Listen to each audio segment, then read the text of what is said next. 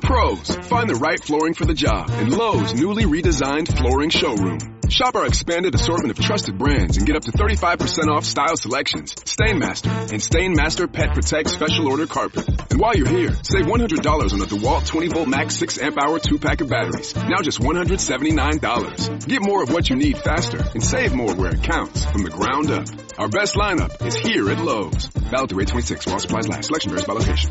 What Happens interview style, where we talk about movies or whatever. In this case, a lot of recent movies have been based on novels. Would you call The Odyssey a novel, or is that more like a spoken folk tale, passed down, oral storytelling kind of thing, Iris? Yeah, for purposes of the discussion, I would call it a novel, yeah. Yeah, so when The Odyssey came around, people are watching other terrible AI versions of The Odyssey, and an adaptation for Homer's Odyssey, The Odyssey, was Oh Brother, Where Art Thou? And I'm like, oh, that's like a cute adaptation that the Coen brothers did. I don't think that was like a novel that anyone else wrote. I think the Coens just wrote it themselves and adapted it. But I wanted to know what you thought about unfaithful novel adaptations.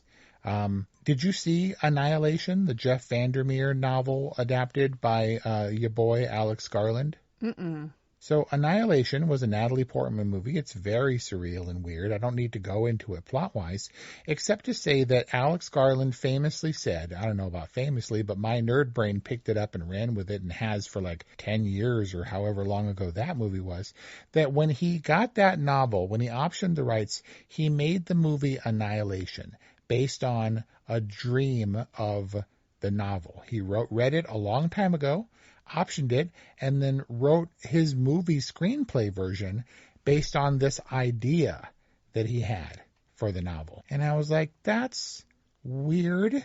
And it's a surreal novel, but it's also part of the Southern Reach series that Jeff VanderMeer wrote, which means that if Alex Garland goes in and mucks it up, there's no room for that series to move forward. Wouldn't you be kind of pissed if you were Jeff VanderMeer and someone optioned your book and made a dream of the novel into a movie?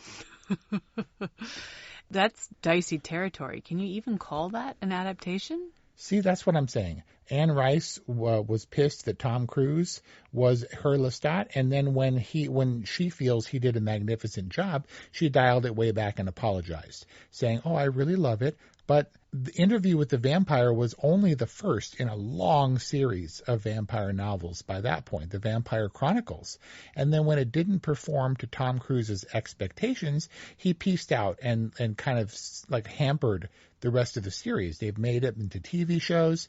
They made a Queen of the Damned with Stuart Townsend and stuff, but it really hurts. That's not a novel, granted. We are reading Solaris at the moment, the novel by Lem, and that is so far away from the Solaris that I know, which is the James Cameron produced Steven Soderbergh version. It's my favorite Soderbergh film by far. Is very, very different. They just take the bones. We have to revisit the first Solaris movie, which I've never seen.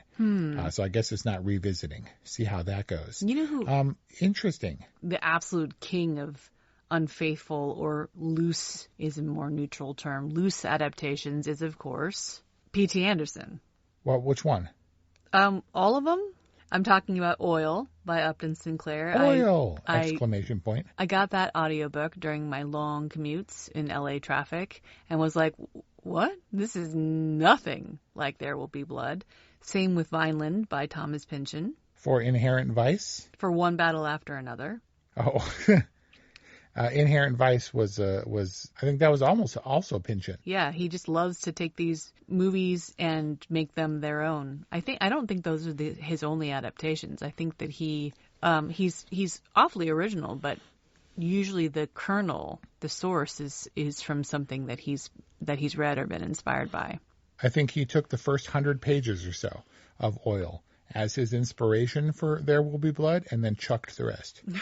And so my question is it okay?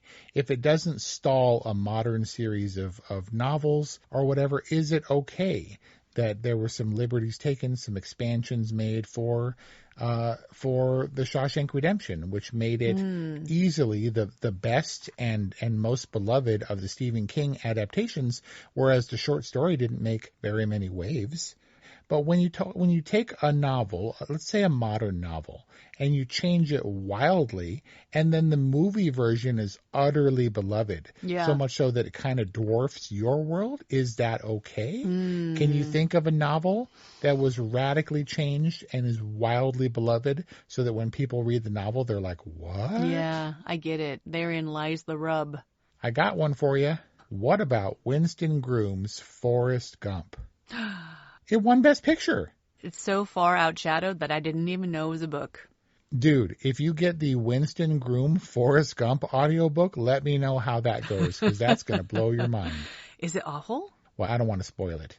Okay. But I will say that he's a big lumbering galoot, and that Jenny famously kind of only sticks around because Forrest has a big wiener. Stop. Get the audiobook. We'll discuss that adaptation in its own interview style all by itself. Amazing. As a writer, to have your stuff changed around for money, that's one thing if you get a paycheck out of it or whatever. But, some novels are notoriously finicky and like, hey, I don't want my stuff adapted. I want to have a hand in the process. And if you're like a Ready Player One guy, then you want to write the screenplay and you want to have retain some control. I hear you, and I think that maybe there is just some objective moral duty to your source material, but that being said, the ultimate objective always is to make the best movie possible. And if that requires some major liberties, then I guess I'm all for it. Man, we'll see if you hold that position after you listen to the audiobook of Winston Groom's Forrest Gump. Okay, thanks for playing. Love you. Goodbye. This episode is brought to you by ChatGPT.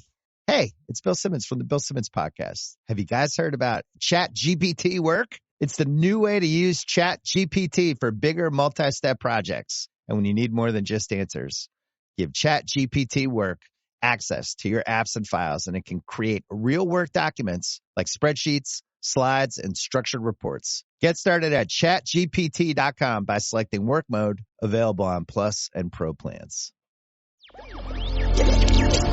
Electric acid.